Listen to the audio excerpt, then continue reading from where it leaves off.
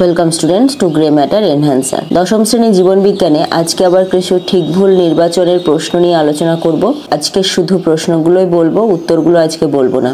তাহলে দেখে নাও কি কি প্রশ্ন আছে। প্রথম প্রশ্ন, সাকার প্রকৃতির অর্ধবায়ব কাণ্ড বর্তমান কচুরিপানায়। 2.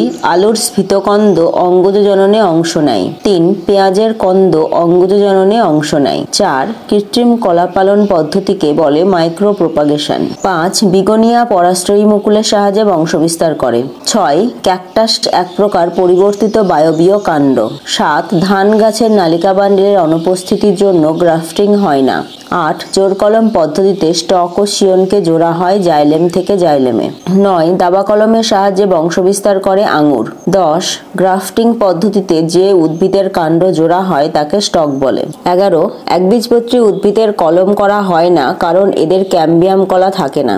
12. পরাগধানীর লোবগুলি প্যারেনকাইমা কোষের তৈরি যোজক দ্বারা যুক্ত থাকে। 13. কলাকর্ষণ পদ্ধতি দ্বারা উদ্ভিদের পছন্দমাফিক ভ্যারাইটি দ্রুত বংশবিস্তার ঘটানো যায়। 14. অপুংজনির মাধ্যমে কেবলমাত্র পুরুষ প্রাণী গঠিত হয়। 15. নিষেকের পর ডিম্বক বীজে পরিণত হয়। 16. প্লাজমোডিয়াম ভাইভ্যাক্স আদ্য প্রাণীটি সাইজন্ট দশায় দ্বিবিভাজন পদ্ধতিতে অযৌন জনন সম্পন্ন করে। 17. যৌন জননকারী একটি উদ্ভিদ হলো মিউকর। এবার আছে কিছু অতি সংক্ষিপ্ত প্রশ্নোত্তর। 18. একটি বহু প্রতিসম ফুলের নাম লেখো। আর 19. একটি এক প্রতিসম ফুলের নাম লেখো। তাহলে আজকের ক্লাস এই পর্যন্তই। আবার দেখা হবে পরের ক্লাসে এই প্রশ্নগুলির উত্তর নিয়ে।